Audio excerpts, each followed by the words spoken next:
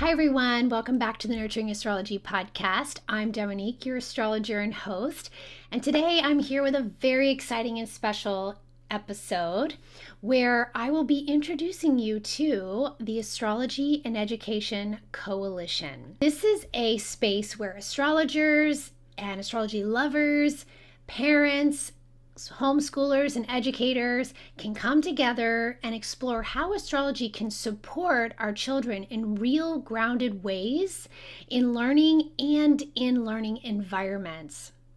So this is something that I've been feeling into for years now. This idea that astrology holds so much wisdom in how we can understand our children, their temperaments, of course, their emotional needs, and the way they learn. And yet, it's not really part of the larger conversation in education. And that's something that I've always wanted to change. So today's conversation is really about introducing you to the coalition, sharing who we are, what we're creating, why it matters, and why we're feeling into it now, why this time is so important, and how you can be a part of it. We'll be talking about our mission and our intentions for the coalition, what you can expect in this space and from being a part of it, and how you can stay connected, get involved, and benefit from what we're building together. We also want to be really clear about what we mean when we say astrology and education, because we know this can bring up some questions, concerns, and even healthy skepticism. So we'll be talking about what this is and what this isn't, and how it can be used in ethical, supportive, and empowering ways, not limiting or in any way labeling. And I'm really grateful to not be doing this alone. I don't think that this should be done alone. I think it takes a village to raise our children and families and next generations. So I'm joined by these foundational members, three incredible women who are co-creating this vision with me, each bringing their own experiences, insight, wisdom, passion for supporting children and families in such meaningful ways. I'm so excited to be doing this with them. So I'd love to first introduce you to them and then we'll dive in. Let's get started. Hi, ladies. Welcome. So good to be here with you today. Everyone, Hello. this is the Astrology and Education Coalition. Woo! Welcome. Okay, let's introduce ourselves. I know many people may know us already from being on the channel, but we're going to do it again in case people are here for the first time because we're doing the Astrology and Education Coalition. Okay, Melody, why don't you kick us off, introduce yourself. I want to know, tell everybody who you are, about your work with astrology, children, family, and as it pertains to education, and also why you said yes when I asked you if you wanted to be a part of this Education Coalition. Yes. Yes. Oh, so good. Thank you. I'm pleased to be here. Thanks so much for including me. I'm Melody Whinnery. I run melodycarol.com, which is my listening service that is astrology informed. I am the mother to 4 neurodivergent children who are late teenagers, young adults. I'm a former homeschooler with a passion for education throughout a lifetime. I'm a board game and curriculum designer. I've been studying astrology for 13 years and reading charts for friends, family, and clients for 10 years. I said yes to Dominique because her passion for education matches my own and brings a real insight and desire for using astrology to help education and educators in this time where the system is breaking down. And yeah, I really have a strong passion for what astrology has to offer in its variety of modes to education and the changes that need to happen now. Awesome. Thanks, Melody. Yes, you may know Melody already because we kicked off the end of last year the Astrology and Education Thought Starters. So we did a series of about 10 talks and thought starters around this topic to kind of introduce the theme and the idea. And that's when we decided to go broader and start a coalition. But you can go back and listen to all of those now, learn more about Melody, and kind of start percolating some of the things that we were talking about with the benefits that astrology can bring. Okay, and one of those episodes we actually interviewed Danielle. So you may know her from that interview already, and she's been on the podcast before. But Danielle, just reintroduce yourself to everyone as well, and let us know why you said yes. Hi, everyone. My name is Danielle Rothschild. I am so excited to be here today. I am an astrologer, a mother, and an educator, and I run a business called Little Mystic School, which teaches parents and educators how to better understand their kids through astrology and other mystical practices that they can really apply to their real life. I also work within the educational system, so I bring literacy programs to pre-K, kindergarten, and first grade students, which has been just an honor, and it has given me a lot of inspiration and firsthand experience as to what educators are experiencing. And that is one of the reasons why I said yes to this, because I am deeply passionate and committed to helping educators and students cope with a lot of the stress that they're experiencing. And I have also seen how powerful astrology can be when applied to your daily life, to your relationships, and to learning. And lastly, I'm also a really big fan of everyone's work here. So I'm really excited to see how this unfolds, and I'm honored to be here. Aw, thanks, Danielle. Okay, Ileana. Hello, my name is Ileana Reyes with Matriarch Astrology. I do have a website where I offer child chart readings, also synastry readings, and I have a YouTube channel where I like to create easy to understand 101 videos to help people get the basics of how astrology is interpreted when it comes to children's charts. And I also like to create videos about reparenting ourselves, the divine feminine, and creativity, and how we can all blend this in together. And the reason I said yes is because I do believe that it's such an important thing to expand astrology into the classroom if we can, in whatever ways possible that we can, as I am a mother as well. So I do use astrology to help my children when it comes to their education, although it's a little bit more in the background as of right now. But our goal is to bring that a little bit more to the surface to homeschooling parents or to teachers or whoever's open and willing to seeing things in a different way, as we can already tell that it's right now being expressed, or the education system is just needing a different way of doing things. And how can we support the child and also support the teacher as well and blend this together? And I feel like astrology can be one great outlets of many. Oh my gosh, beautifully said. And thank you, Ileana. And I have to say, Ileana is like so special to me because she is one of those very first graduates, if you will, of the Conscious Parenting with Astrology program. She took Cornelia's class years ago and all of our classes, and she's just taken this next level with child astrology and brought it out there so beautifully. And with your recent episode on the Astrology podcast with Chris Brennan is awesome, and bringing childhood astrology through the houses to a broader audience. So I commend you and honor you because you're doing it, and I love where you're taking it and how you're really making an effort to inform people and in a basic way and show the simplicity of how it can be vitally used and in support of parents, children, and in the education system. So thank you. I could not have picked three more perfect partners. We've even done our synastry. We know our stuff and how we blend and how we can bring our unique skills to this coalition. And I'm super excited to be with you ladies and that you all said yes. Thank you. So let's get into it a little bit. Now, I think that probably the first thing we want to talk about is why this is, so important now, what we're seeing in the collective in the world, why we feel now is the time. And I'd love you to lead that, Danielle, since you are mostly in that realm on a day-to-day, speaking with teachers, talking with teachers, and we'll kind of roll with it there. But let's start with what you're seeing, and let's discuss why this is a really great time, we think, to start this coalition. Yeah, it is a really great time. And what I will say is that um, I think what's happening within the educational system is a crisis that we really need to address. And um, we'll get into that a little bit, but just to give you a little bit of context. So I started working with educators and students almost a decade ago. This is going to be my 10th year working closely with educators and students.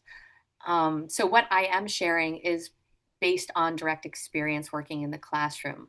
Back in 2017, I was a full-time yoga and meditation instructor, and I made a very intentional shift to start working solely with educators and students. And there were two things happening at that time. So one was that there were more conversations coming out about educator burnout. Mm. Educators were starting to speak publicly, and social media was giving them a really big platform to make their stories more visible. And at the same time, we were seeing an increase in school violence with the school shootings. And that was everywhere in the news. I remember being viscerally affected by it. I couldn't stop thinking about it.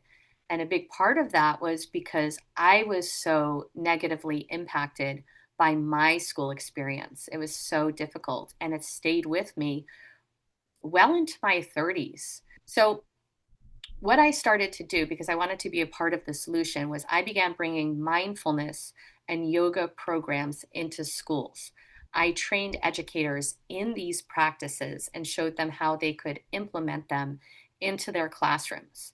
And I also worked and taught students, and I led meditation classes for educators so that they could cope with the stress that they were experiencing. So over the years, I've had the honor of working with thousands of educators and students. And what I can say is this: almost every single educator I have ever worked with got into this field because of their deep, deep passion and love for teaching and for children. But, and this is a big one, I have also never once met an educator who wasn't extremely burnt out and discouraged in the last 10 years. And that Mm. doesn't mean that they don't exist.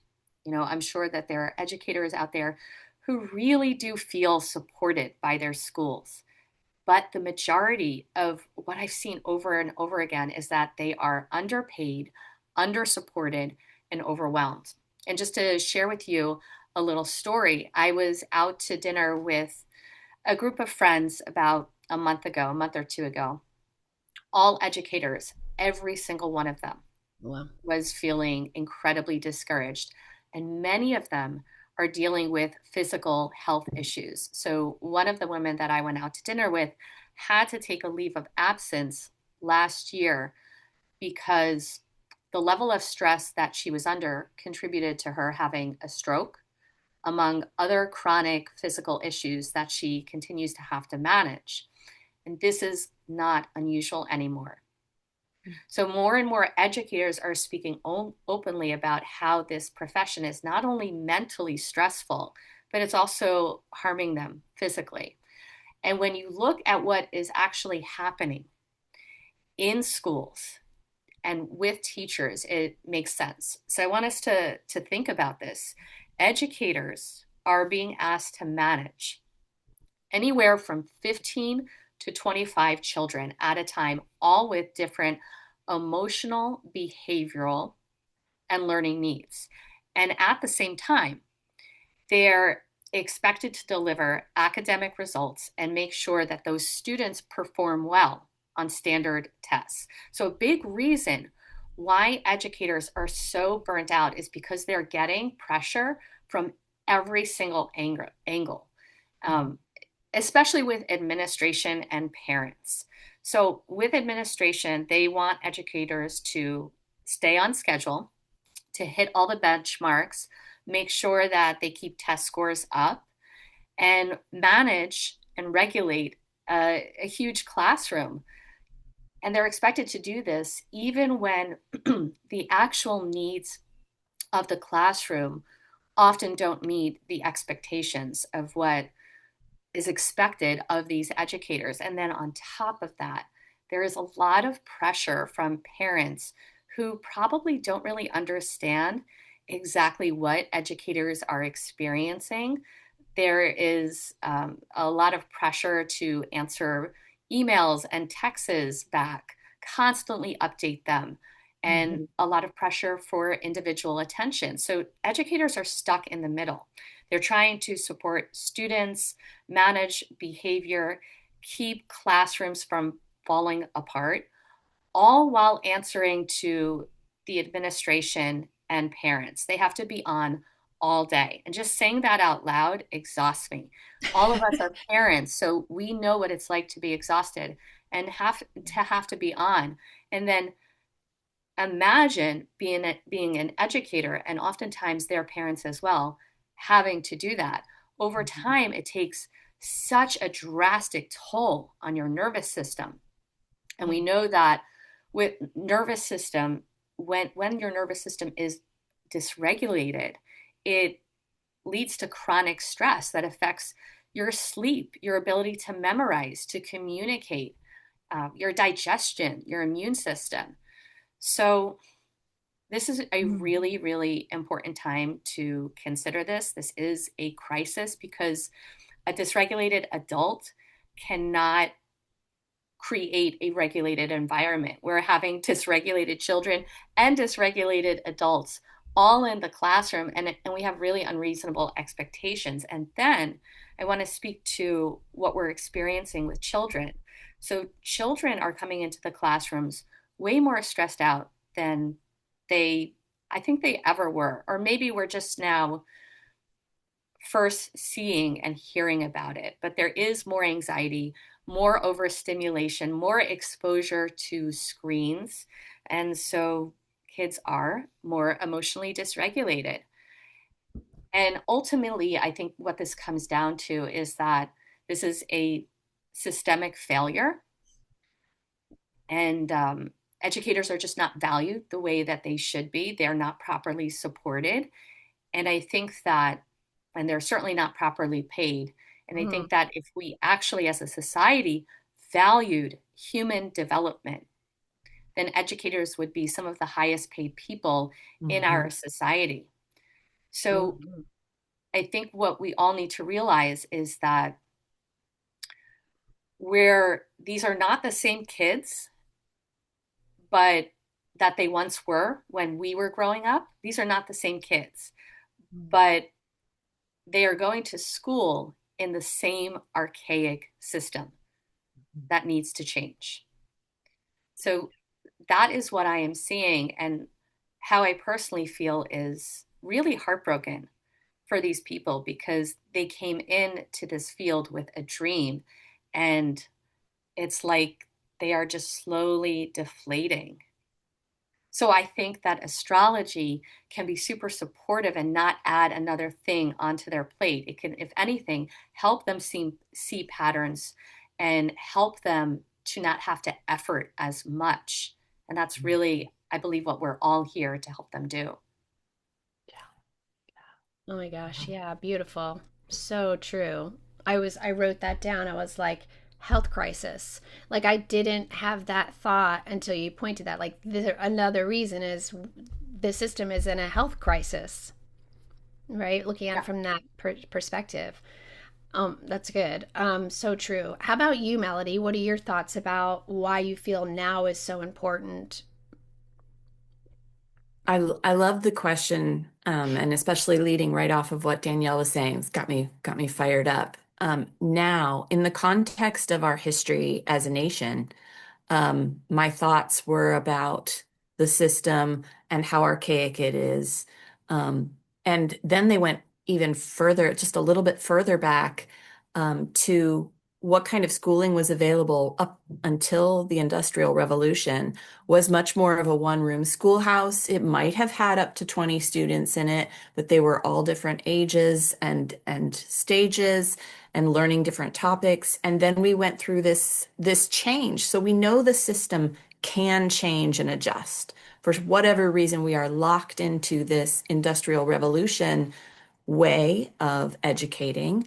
And I think we're not living in the industrial age anymore. We're living in the information age. And no longer does an industrial education style suit today's students. Um, I was laughing to myself the other day thinking about my neurodiverse students, how much we taught them to love learning during our early homeschooling years, and how they can't stand being in schools. We've said this before in our thought starters, Dominique, but how sad it makes me that the system that is supposed to provide learning is is turning away the most motivated students because it may provide them with accommodations, but that's still asking the student to adapt to an unchanging system. And what really needs to happen is that the system needs to adapt to today's students. Um, we're seeing more individual speaking, more information and awareness available. And I really believe that what astrology has to offer is it is a complex system. Just studying it, all of us have studied it, and you can come at astrology from many, many different ways. I like to think of it as cutting a gemstone because different people look at it different ways through different facets.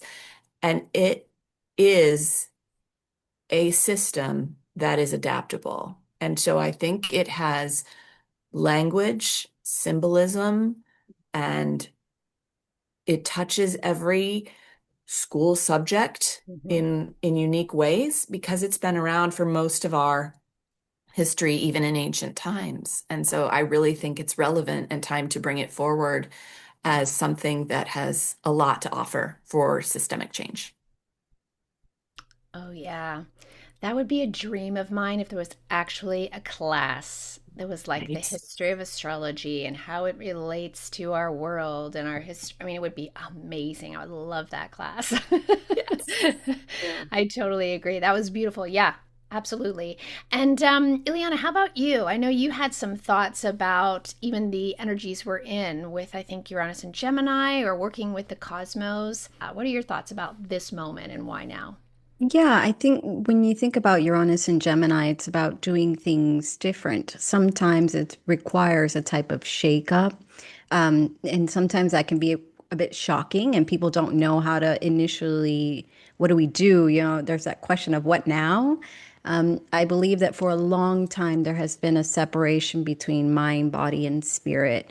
Although there are schools like Waldorf that like to keep that intact. However, I feel like that needs to be more broad. It needs to be something like a public school. And how can we make that more mainstream or more accessible? Because there is this disconnect, as we see, between our souls and also, you know, because astrology is basically your blueprint, right? So when we look at astrology, we can learn so much about ourselves as adults. So imagine what we could learn or help others know about the children when they're growing up and what they're learning. What's the best way for them to learn? I myself also struggled a lot in school. It was all this information just thrown at me and it was so fast. And Mercury in Capricorn retrograde needs things slow. I need time to digest these things. I can't just rush and then you get left behind. So if you know that about a student, you could approach it a little bit differently. And the parent also, and or a teacher or homeschool parent can know, okay, you know, with this, we might need to go a little bit slower. We might need to revisit again and again. Um, and just knowing that just really expands because, again, we're approaching it at a whole different level. And I believe that that's what has been missing in the system is that we're approaching it as a one size fits all with schooling. And I think that we have to be able to, with Uranus and Gemini, come at it at a whole different level, right? And Mhm. Gemini is, this more like expand on different things, let's Yeah. try this way, let's try that way. And I Mhm. feel like astrology, could be that way too. It's something that's a little bit out of pocket for many people that they think about it. It's strange, different, but that doesn't mean that it doesn't work. It's just a different way of doing things. And I believe there's a call here to try a different way or a different angle to look at the children, look at education, and how educators and homeschoolers, parents, how we can all come together and use astrology as one tool out of many to help and support our children. Mm. Nice. Yeah. Beautifully said. Totally agree. Yeah. I mean, Uranus and Gemini is multiple things. It's experimental. This is what Right. you're saying too. Break the mold of that one size fits all system and allow options for students, allow different ways for, in a classroom, in an environment. And we do, that is my biggest passion is I have always seen the connection and love to see the connections between systems. And I've always felt that astrology could benefit every system and any system that humans are involved in and working together or relating or sharing information or exchanging information.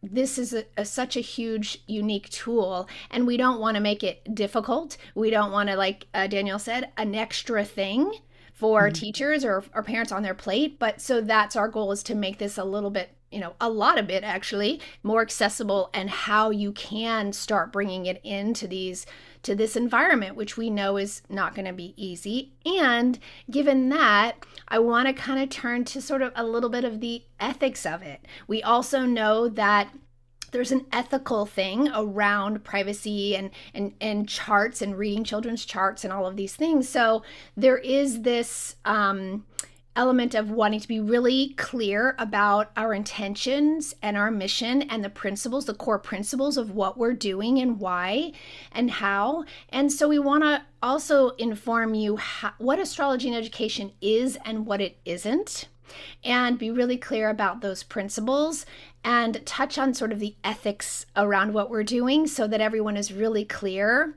about what we're doing and what we're not doing and why we're doing it. Danielle, I know you had a really clear vision for this that you shared with the group, and I'd love for you to offer it again here. Yeah, absolutely. So I have a vision that astrology and education is about giving educators a way to understand what they are dealing with and to see, as I mentioned before, patterns a lot more clearly Mm-hmm. so that they can stop taking behavior personally and so they can stop taking it on and so they can respond in ways that actually support themselves and their students, because right now they're being asked to manage something that is incredibly complex without the tools to fully understand it. Mm-hmm. Astrology to me is not horoscopes. It's not boxing yourself or your children into an identity. If anything, it frees you from Yeah. a lot of those, you know, things that we're told about ourselves. Mm-hmm. It's mercurial in nature. So just like you mentioned, Dominique, it allows you to be a lot more flexible with your identity and to accept who you are. So I think that we're going to be approaching the information that we give you, educators, homeschooling parents, in a way that will help you to not have to work as hard. Right. And that will give you really simple tools that you can implement at home or in your classroom.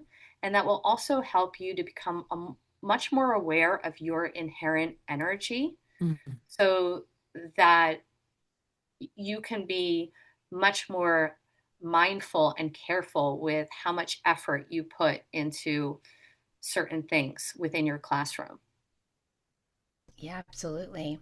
I had the thought of know thyself comes to mind, that first step in that nurturing astrology method for me. And I feel like the more we know ourselves, the more we can adjust and support others in any dynamic we're in. And it can work just as easily in a classroom with a parent with a teacher student as it can with a parent teacher. I mean, a parent child, which we are always helping astrologers, as astrologers, helping parents with their children and dynamics of that relationship. Why couldn't that translate to the teacher student? And when we focus on ourselves and take care of ourselves as individuals, as parents, as teachers, as guides, we are naturally going to be able to then set a better environment and a goodness of fit for our children to be educated in and raised in. But then having the awareness of them or their energetics as well, then you really can know how exactly you could, or more specifically, you could support that child who's struggling, right? And like you said, not taking it personally. So there's just so many amazing ways I think astrology as a tool can support in this area. So Melody, did you have some thoughts about this too as well? I think there's around maybe the privacy or consent. I know a lot of people be like, teachers, how are we going to know our kids' charts, and is our parents going to be upset about that? There's skepticism and stuff. I know we've talked a lot about and realized in our astrology and education thoughts that this may be more easily applied at first to the teacher, or to the parent or the teacher who's already into astrology. Taking it to those bigger systems might be a little bit harder, but how we could start with supporting the teacher and then them bringing it in to Sure. the classroom maybe. But there's still some ethics there. There's still some concerns and safety issues, right? So can we address those a Absolutely. little bit for people? Absolutely. I know when I first started learning astrology for myself as a homeschooling mom with young children, it was a little matrix-like, where learning the symbology and learning the system kind of revealed a whole new world to me. And so I like to think of it as that flexibility that the system is lacking, and kind of putting the lens of astrology on allows you to see more flexibility than what may, so it kind of acts as a more flexibility than what isn't available, and it acts a little bit like a hack. Yeah. But you kind of need to, as you said already, you kind of need to know it for yourself first. Um, the sign of an immature application of astrology is labeling and using it to control outcomes, which is the very problem that we have in the standardized education system anyway. We're really trying to put things in boxes and control outcomes and meet the standards, and that's not Yeah. really very flexible, and it doesn't lead to flexible, informed, creative thinking and creative thinkers. Um, as for the ethics, I remember wanting to know the charts of everybody I knew. And again, you're going to hear a lot of immature astrologer uh, things, but I also remember the day I went online trying to find a birth time, and I felt in my body the ethical question of, wait a minute, this is a privacy issue. This isn't something that I can do without really compromising myself and my integrity. Hmm. And I wanted to just share what I learned from that. And it was, knowing someone's birthday gives you so much information. There's a couple things you don't get, and they don't have to be crucial. They really don't. If you know a birthday, you know plenty. If you know a birth year, you know a lot about your cohort that's in that classroom. There's plenty of things that you can learn just dipping your toe in, and you do not have to deep dive into someone's birth time, birthplace, and everything. And that, to me, sort of makes me relax a little bit into um, someone's birthday, especially a teacher entrusted with students. Their birthday is entrusted to the teacher as part of the information they need to know. And if you can use that information in a way to inform and observe, really scientific observation as a guide looking at the dynamic classroom you have. If you Hmm. can use the birthday information to inform your observations, why wouldn't you? And that is not in any way a violation of the child. It's Right. adding flexible information and a little more like a creative partner, honestly, in Yeah. your observations to think, oh, the Jupiter is located here for this child. For actually most of my classroom, that might impact how they see me as the sage teacher. Yep. So that's just one Absolutely. example, and you can go through each of the planets that way. And to have the Absolutely. planets on your side as a teacher holding a space, I can only Yeah. imagine how empowering that would be. Oh my gosh, yeah. My dream is that every teacher and educator is an astrologer too.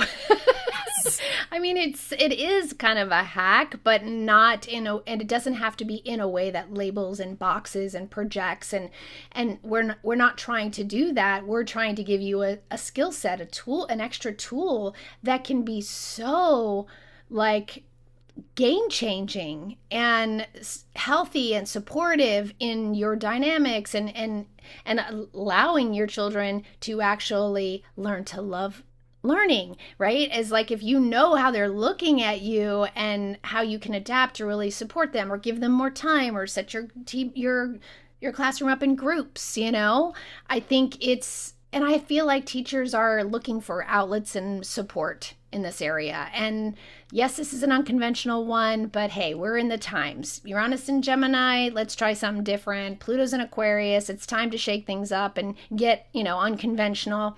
And that's why I feel like it's time to try and bring astrology into this realm. How about you, Ileana? Do you have any thoughts on this kind of area and what's really important to you in terms of this approach, in terms of ethics, our principles, and what you really want to be sure everyone's clear about what we're doing and not doing here? I think you guys covered it great, and said a lot there. I think it's just, yeah, keeping it as a form of just helping you navigate and kind of like look at the chart as a, not the chart, but look at the child as a whole. Like, how can we support other than saying or labeling and things like that? We want to use it to see how we can bring support not only to them, but then also to ourselves. Or, if we're Yeah. the parent that's homeschooling, or if it's the teacher with a whole classroom, and just make sure that we're looking at it at through that lens of this is just helping us bring some extra support, or how can we do it in a way that, again, looking at it a different lens and using astrology as that lens to bring more support Yeah. to the classroom as a whole, and just make sure we're keeping it that way other than trying to diagnose or things like that. Absolutely, absolutely. I have that thought already where people are like, "Oh, that would be so cool, but I don't know. I don't know." It's a lot. And that's where we're not trying to overwhelm or add something. It's really like we were talking about this yesterday. There might be a little bit of like a learning curve in the beginning, or a front load of learning some ways to regulate and this and that, and understanding some basics of astrology. And we're one of the things we are going to be doing is creating awesome resources, free resources and tools that can help you do that. So we can help with that front load. But then I think it could become something really easily applicable and useful in a classroom or in a homeschool setting or learning setting for sure. And in that vein, I thought it would be cool to actually talk about some tangible life experiences, like make it real, how we've actually maybe used this in our lives, or how we, have seen it make a difference in our lives. Danielle, do you want to start us off there? Is there something that you want to like share in terms of how it's real? You've seen it make a difference in your life, your child's life, and in their education. Yeah, sure. So I think what I always teach people what I always teach educators and fellow parents is to start with the elements. And I'm going to talk about the elemental regulation guide that I created for this coalition. It's a free guide. But just to give you a little bit of information about what the elements are. So in astrology, the elements describe a person's natural temperament. They are foundational to astrology. And one of the oldest ways that astrologers have used to understand how a person is wired. So the elements show how energy moves through the body and how someone responds to their environment. So, because the elements describe someone's natural temperament, and the nervous system is the system in the body that responds to stress, stimulation, safety, and connection. The elements can actually help us understand what can help a child settle down and the support that they need so that they can be able to learn. Yeah. And there are four elements that we work with in astrology. It's fire, earth, air, and water. And everyone has all four elements within their birth chart. So fire is fast, active, expressive energy that really needs movement, action, and to be challenged.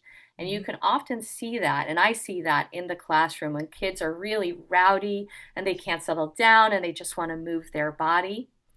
So that's just a quick way of tracking whether or not your class is really experiencing a fiery moment. And Mm-hmm. then earth is steady, it's grounded, it's slower moving energy that needs structure, routine, and time to settle and process. Oftentimes, you'll see earth children who, when they are feeling triggered, they'll just lock up, they'll become incredibly rigid, and they'll be super resistant to change. Mm-hmm. Air is quick, it's mental energy that needs a lot of stimulation, it needs variety and conversation, and the ability to be able to think and engage with others. When you see air dysregulated, you'll see a lot of kids who dissociate, who can't focus and concentrate, who move from one thought to another. And I think that actually a lot of the screen time that kids are working with and experiencing in this day and age is probably leading to a lot of air dysregulation. And then finally, there is water.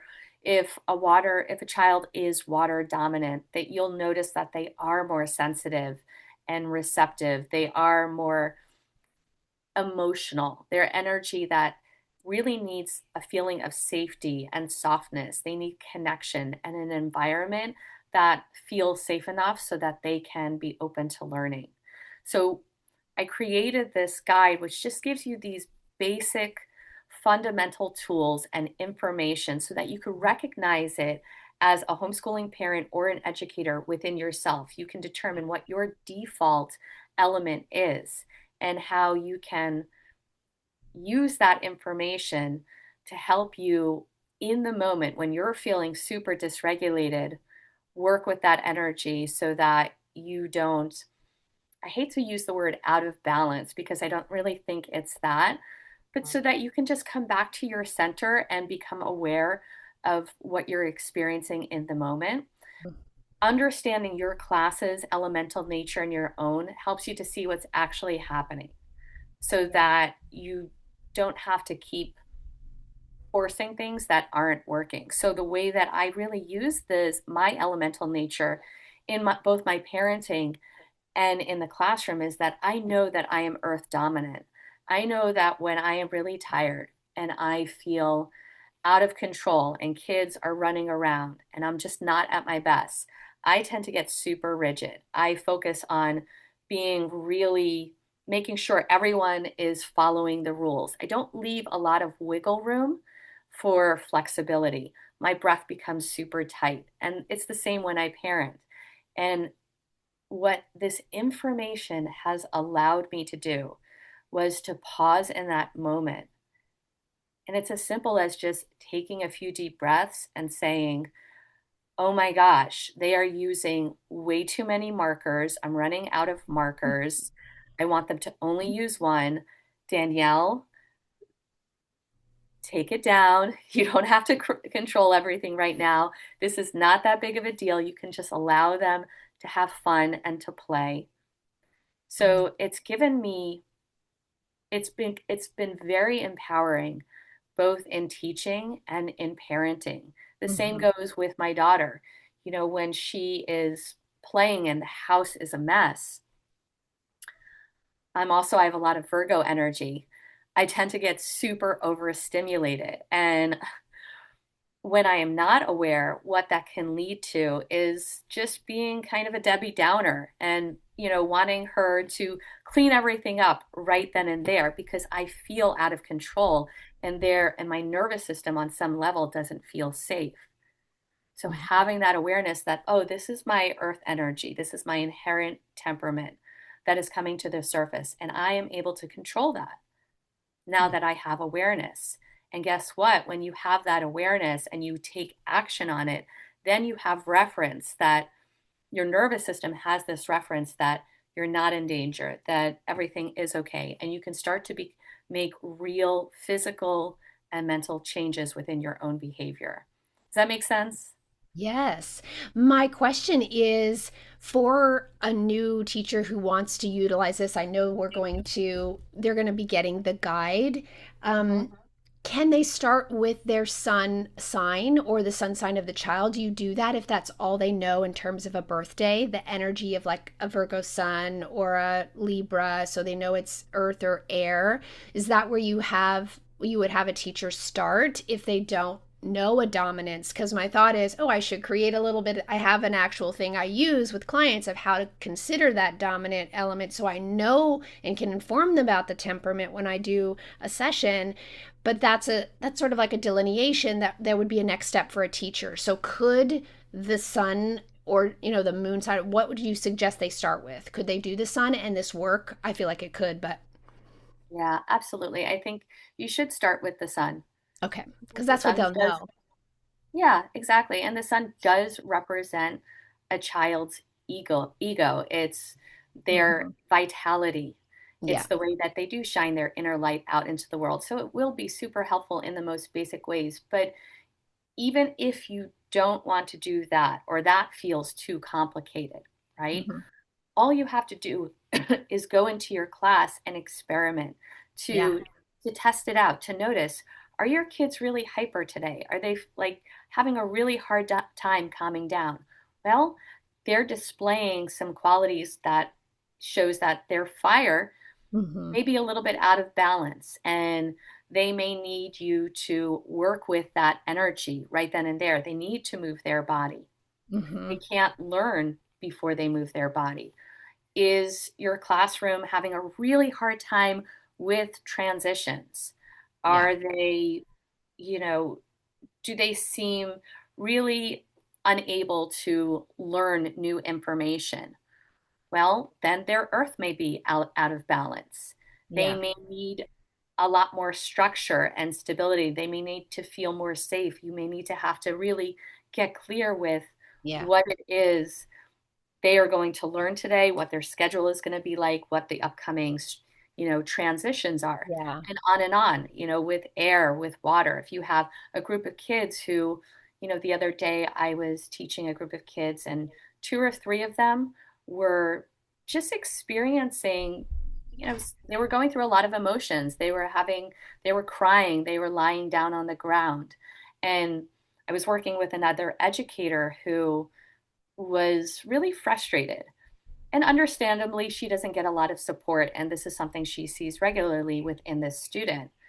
But luckily, I was able to support her and go down onto the floor with the child and just listen to her share. And that is an example of how a child's water needs may need to be addressed. So, yes, Mhm. you can absolutely look at the sun sign. Even better if you look at their moon sign, Yeah. right? Which is easy as well to do. You don't need the birth time for that for most of the time. Yeah, I had a thought too. Yeah, and then I'll go to you, Melody, that in terms of the observation, I know I have lots of teacher friends too. And when you see them, you're like, they've started school. How's your class this year? Usually they can sense from observation and working with them that they kind of understand a dynamic. So I'd like to empower teachers to use their intuition and their observations about this. You don't have to necessarily have that information. Observation is key, and you can kind of see. And there's different, you'll talk to teachers like, oh, yeah, this year my class is this way. Last year my class was much calmer. So if we investigated the astrology, we could probably validate why, right? But I Exactly. think that's the idea is that you can utilize this without having to know a lot of information. And that's, I think, the thing I'd like to drive home and make it Yes. like, trust me, this is going to be helpful. So yeah, Melody, what are your thoughts? My question, and I Oh, know we got to question. keep moving, but No, I it's did have a okay. question as far as they we we are all the elements. And Yeah. so a classroom is going to present with lots of people with different regulation needs. And I was wondering if Danielle had just quick tips for teachers who absolutely get like maybe take like a duck to water to this elemental idea, but then are starting to feel overwhelmed with, but there's several different regulatory needs. How do I accommodate three or four at Mm, once? You don't have to isolate all the kids. You can make it a group activity because I think, especially as children get older, they don't want to feel like they're being singled out. yeah. They don't want too much attention. But especially when kids are younger, having the class or just them give themselves a self-soothing hug, taking a few deep breaths, 3 to 5, while squeezing their shoulders or just pressing into their back can be super helpful. And you can offer them box breathing. So box breathing is inhaling for a count of 4 through the nose, holding that breath for a count of 4, exhaling out the mouth for a count of 4, and holding that breath out for a count of 4. So it's that square shape that you're creating, it's that containment. So doing that just 3 times can be really helpful. Those are just some basic ones. There's a lot more that we can talk about in future episodes that we can Yeah. share in classes. But I want you to know that the the awareness is the first part. That's where the astrology piece comes in. Astrology gives you the awareness. You, and just like all of these ladies have shared, start simple, start with the basics because that is so incredibly powerful. If Hmm. you start learning and becoming aware of the basics and start actually implementing that information into your daily life, what happens is you start to embody it. And Hmm. that's when real change begins to take place. Yeah. So don't overcomplicate it at first. Yeah. Yeah, we're not bringing, I think that's a good point, is that this work is really about supporting the educators themselves first. We're not trying to break into systems like schools and be able to get into schools. We know that that is a long time, if ever, going to happen, that system, but how we can empower the educator themselves with this insight and this wisdom and this awareness that we know can make a difference in the day to day. And I'm glad you pointed out about the group because I was thinking, okay, me and Melody had talked about this in one of our thoughts orders. Like, if you have one child who needs a little something, you could get into it with just the one child. But you're right, certain children don't want to be kind of pointed out. So maybe you do an exercise for the class that kind of runs through that and gives everybody the ability to regulate in their unique way. So you would have a moment, right, of doing that for the class before you could proceed to the next activity or something. And knowing yourself, that was a great example about knowing yourself and how you become easily dysregulated that then bleeds into your classroom energy. So again, taking care of ourselves first is key. So providing those kinds of resources is what we're doing. And I think moving it to like a homeschool environment, I also feel like Melody, you probably agree. Like, if you have a small cohort at home, it's much easier to have that one on one or take that moment with that child. Or when you do it at home as a parent to help them regulate, give them self soothing or tools that they can themselves take into a classroom. They don't have to know that we've developed it or figured it out by their astrology. I used to give my son the, smell the flower, blow out the candle image from that I learned from mommy and me that I thought is perfect for his temperament, right? So it was like a tool I gave him and he could use it whenever he wanted, wherever he needed, whether he was at home or at school or wherever. So I think that's another way that parents can use this wisdom and empower their children to take care of themselves, right? Were you going to say Yeah, something, and I Danielle? yeah, I did because I also wanted to share that as an educator, what you can do is at the beginning of your class or at the beginning of the day, School. depending on, yeah, depending on what your schedule is like, you can create a few moments where you essentially make it part of the routine where you address each elemental need in the most basic ways, where you walk through all of those individual exercises and then afterwards have a few minutes, 5 minutes of reflection where you ask the students, which exercise did you like best? Which one made you feel better? And they'll especially younger kids, will Yeah. be happy to volunteer that information. Yeah. And that's just more information, Information. right? That will tell you what tools work for them, what doesn't work for them. And you can easily match that when you know their elemental sun or what have you, right? And that'll be even more interesting is if you look up their Hmm. sun sign and you see, oh, this Oh, is an Aries sun and they like to really move their body. So they really liked when we did yeah. jumping jacks or running in place or shaking their body out, Yeah. you And know? as we're talking about this too, it's making me think about sort of the education framework of this. I do feel like this information could help educators at all levels in terms of when they enter and navigate their classroom, but the stuff in terms of working with children, it does feel like it's like, at home, pre-K, early childhood education. I think Melanie and I, when we were doing our thoughts, ours kind of came to that. And we were like, yeah, it feels like this really fits in these earlier, years, which is awesome Mm. because those 7 years, first 7 years are so important and laying the foundation for their entire lives. So even if I'm just wondering and sensing that maybe early childhood educators or homeschoolers would be more drawn to what we're doing rather than someone who's like, I'm dealing with high school students, this is not going to work for me, but it would work for you to take care of yourself, Mm. right? Because educators at that level are under same stress, burden, overwhelm, but and also there are things you could ask in terms of like that larger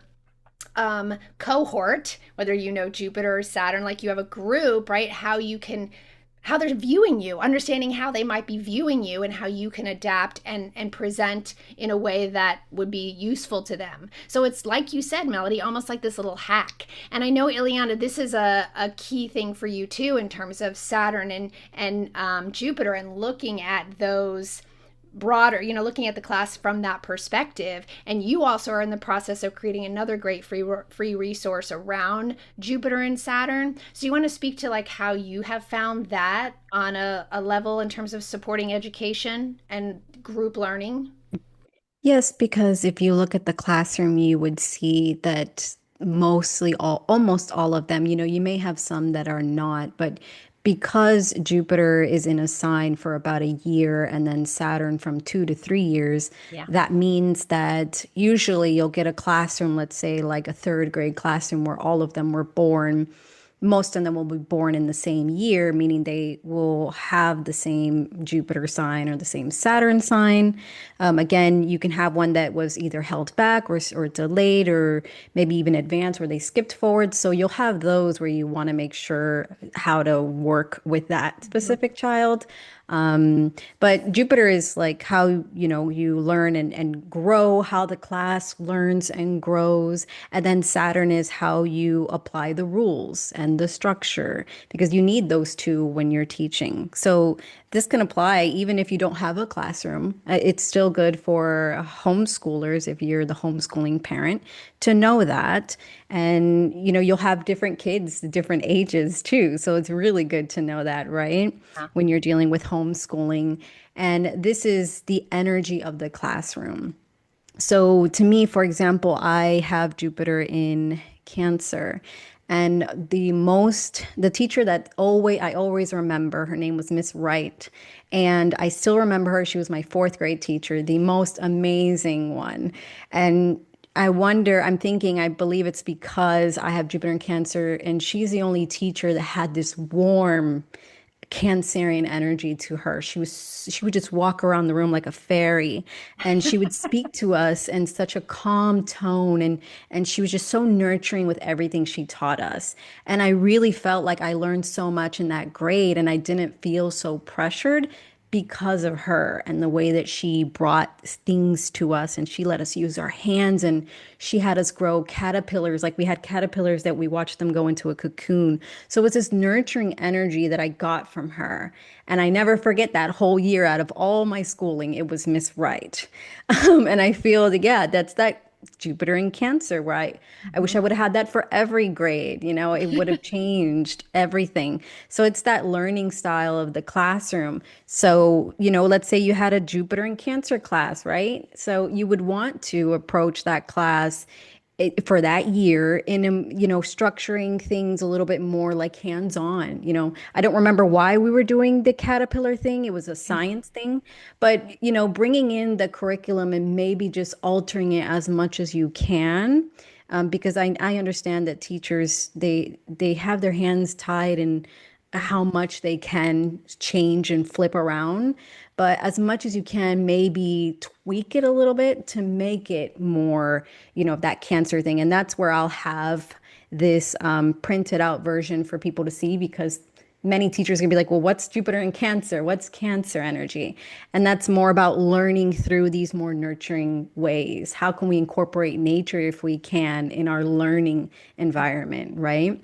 Yeah. And that classroom will be, how can we learn in a nurturing way? That's the vibe of the classroom. And then, Saturn is coming in. It's like the structure, right? The structure of the classroom. And, you could have a Saturn in a different sign. So let's go somewhere else, like Saturn in Capricorn. And there you're seeing more this need for structure and being responsible. And they might want things a little bit more like, I need, this first, then this, and they might like more routine, right? And that's how they're going to handle the pressure and discipline. Right. So we want to bring it in a more Capricorn way, maybe flashcards or something like that. I felt like I learned great with flashcards, and I'm going by myself. I'm giving myself like as an Yeah. example. I have Jupiter in Cancer and Saturn in Capricorn. These are two opposing signs, right? And how do I blend the two? I learned great with flashcards, and maybe that's something you can apply for the students. And having things more structured. At this time we do this time we do that. We have it on the board so you can see at what times is what's Yeah. going to occur. And they might, stay balanced and structured in that way, right? So it's about learning how to balance these two opposing, because they're very two different planets, right? And how we can bring them together for the classroom and kind of tweak as much as you can your curriculum, right? And of course, homeschoolers are going to have more ability to do that. You're going to have free range, Yeah. right? Which is very great. So Yeah. we want to offer something for teachers and also for the homeschoolers. So this will be for both. Yeah, I think those dynamics of Jupiter and Saturn, just in nature, you need some structure and you need some freedom. And children, when they're Right. learning in learning environment, they need some protect, some organization and some structure, and they also need freedom and time to, explore that, integrate that. So those two are powerful just in themselves. And then when we know for your classroom what element they're in based on the sign of that year, it gives you again a little added insight. And this kind of information can be found just by looking up a birthday. You don't have, and the day, because you said like it stays in a sign for 2 years or a year, it's likely to be, you're going to see that just on the day they were born without needing any of that information that is not readily available or accessible to you. So I want to jump into really quickly, like just an invitation to join us and what they can expect from the coalition. So right away, the first thing you can do is first know this is free. This, to join and be a part of this, is simply about joining and getting on the Astrology and Education mailing list. And with that, you will stay connected with all of us and you will automatically receive the free resources as we create them. And our goal is to have these kinds of conversations, more of them, what we're calling our Astrology and Education Coalition conversations.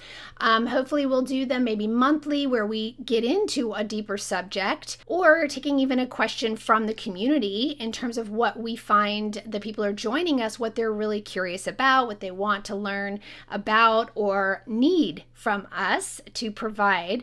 And we're a big term picture. We would love to do like some interactive workshops or gatherings or webinars, and big picture, maybe our next summit would be really cool.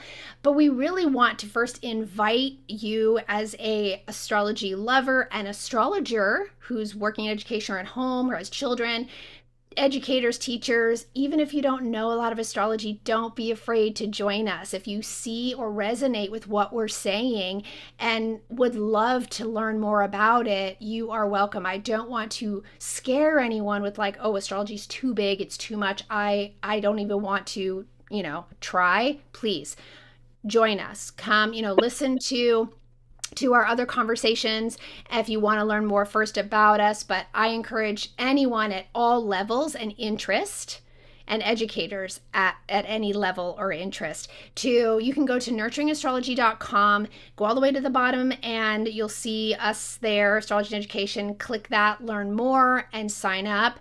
I, as Nurturing Astrology, I'm holding kind of that space for us. But when you email, when you join, you are reaching out to all of us. We have a joint email. So when you email us, you are emailing all of us. So you can reach out to us individually through that same email. And when you get emails from us, you'll be getting them from all of us, even if it comes from some particular thing one of us is offering or providing or creating. So definitely get on the mailing list and share your insights, your ideas, your thoughts. We'll also be looking to, have community events where we bring people on. If you're a teacher who is into astrology, doing this already, exploring this already, you've had some experience doing this, like, we definitely want to talk to you, right? Like, what's happening for you? How's it going? And how can we support? Do any of you have any final thoughts in terms of what I might be forgetting, what's important that they know in terms of finding us, being a part of it? Your final thoughts about what you're most excited about the coalition and creating or providing. I just love you to kind of do your final thoughts and visions for the group, and anything you want to leave our hopefully future growing audience and coalition members with. I would love to share that. First off, this has been such a great conversation. And I know that we all were just trying to get introduce us and get so Yeah. much information out there. But, there are some topics that we are absolutely going to be covering. So if you are an astrologer watching this, or if you're a parent who studies astrology, we will absolutely be covering Mercury, how to work with Oh, Mercury yes. retrograde, the moon, all of those Mm-hmm. fundamental things that have such a big impact in the way that a child learns and what they need and how they process their emotions. So that more to come with that. Yep. What I am so excited about, and I forgot to address this in today's conversation, is that we have this monumental transit coming up at the end of April. Uranus will be ingressing Yep. into Gemini. Yep. If you are unfamiliar with what that means, just to give you a basic rundown and why this is going to support this movement and you as an educator. So, in astrology, Mercury is the planet that rules learning, thinking, and communication. Gemini is ruled by Mercury. So, when a planet transits through Mercury, it's going to activate Mm-hmm. mercurial topics. Yep. So, when Uranus moves through Gemini, it's going to disrupt mercurial themes. Yeah. Pluto is also in Aquarius, and Pluto is associated with power, intensity, and the kind of transformation that breaks things down and leads to real change over time. So, with Pluto moving through Aquarius, we're talking about systemic change that unfolds over time. Yeah. Aquarius, and I don't want to bombard you with all this info, but just to give you an idea, Aquarius is traditionally ruled by Saturn. Saturn governs structures and systems. So with Pluto and Aquarius, we're talking about restructuring of systems. Why this makes me excited? Uranus and Gemini is going to possibly disrupt, and I think it will, how we learn. Pluto in Aquarius is going to transform the systems that we learn within. And we are here to support you. I feel like this is going to be a really positive energy that we are all moving into. And I think that educators and homeschooling parents are ready for this. And just know that we love you, we support you, and we believe in you. Oh, thank you. Mhm. Melody? Yeah, I resonate with everything Danielle said and was hoping to infuse some hopefulness as we watch systems crumbling around us. It's super easy with all our exposure. Like, it's kind of, even if you try, it's kind of hard to get away with from everything that's going on in the world. And it's super easy to get dragged down and feel hopeless. And what I love about astrology, I personally made a huge change in my life out of a belief system. And it was like being caught in a whirlwind or a whirlpool and not really knowing which way was up. And what I loved about astrology was the flexibility that it provided, as well as the um, ability to read energy, just so that when I did get caught up in the emotions of feeling a little unsettled, leaving a comfortable belief system, I had something that still helped me with the navigate the change. It really felt like a navigational tool, to be quite honest. And I think the more navigational tools we can offer to people, the better. And I guess I'll end with a quote from Marshall McLuhan, who is one of my um, North Stars. He said, "The medium is the message." And Mhm. we have heard, a lot of people have heard that quote. But what I love about astrology as a medium is both its flexibility and its standards. And I think it's just a perfect tool for these times. Awesome. Ileana?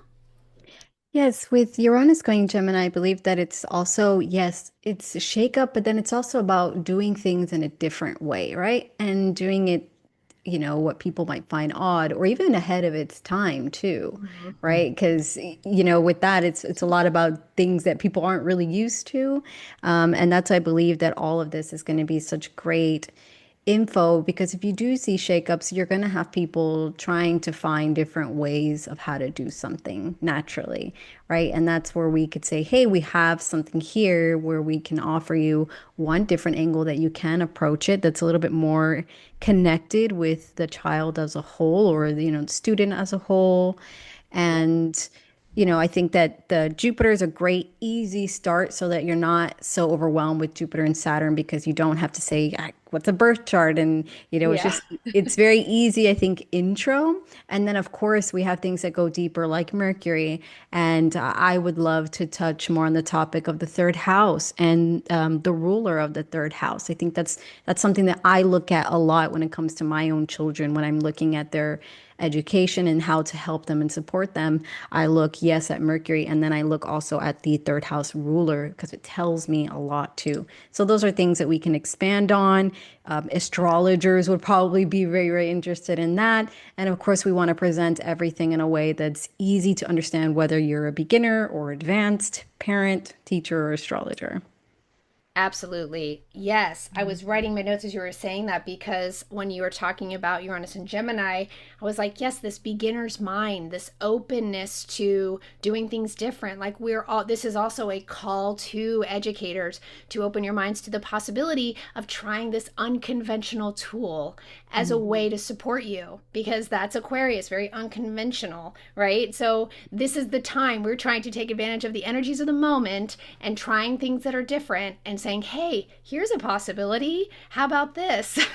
And like Ileana said, we'll share things at different levels. Though, we might go into a talk where we're going into that third house energy and the ruler for the astrologer who's or homeschooler who has the ability to get that information, or on a broader scope of where you just can know the sun or the Mercury perhaps, or that the different levels. So we want to bring something for everyone at different levels as well. So we don't want to leave anyone out of the conversation who's curious about it, who wants to be a part of it. So, great insights, great wisdom. There's a lot more to come. This is literally just, I wanted to introduce you to these wonderful women and this, coalition that we're creating, get you excited and as hopeful as we are, and invite you to become a part of it so that we can create a community and broaden this coalition, which has always been my dream of just bringing educators together and bringing this beautiful resource and unconventional tool to the masses in a way that can really serve more broadly. And I feel like the energies and the times are here. And like Ileana said, it is probably ahead of its time. It is more progressive than maybe most people or a lot of people will be open to. So it will be a slow effort and slow growth, like Mhm. Pluto in Aquarius. So we don't expect overnight success, but we are here and dedicated for the long haul. And we will keep you informed of those episodes coming up. Stay tuned for those. But I would just first and foremost get on the mailing list. Let us know you're interested, that this is something, drop a comment. I will put the link to sign up and get on the mailing list in the show notes and in the comments. Let us know if you're who you are, if you're a teacher, astrologer, homeschooler, parent, whatever it is, and your thoughts on this topic. And if you want to be a part of it, we definitely would love to have you. And ladies, I'm so honored again to have you guys have agreed to this vision and this coalition. And I'm so excited to see where it goes and how we can support and serve our parents, teachers, educators, and of course our children and future generations. So thank you all for being here, and everybody, see you on the next one. Stay tuned for more from the Astrology and Education Coalition. Bye. Bye. Bye. Thanks for listening, and I hope you gained some great astrology insight and inspiration from today's show. I'd love to hear, so drop me a comment or share in a review. Check out the show notes for all the details and links about today's episode, how you can connect with me on social or work with me directly. And don't forget to like, follow, and subscribe. Take care and keep nurturing the nature, friends. I'll see you on the next episode.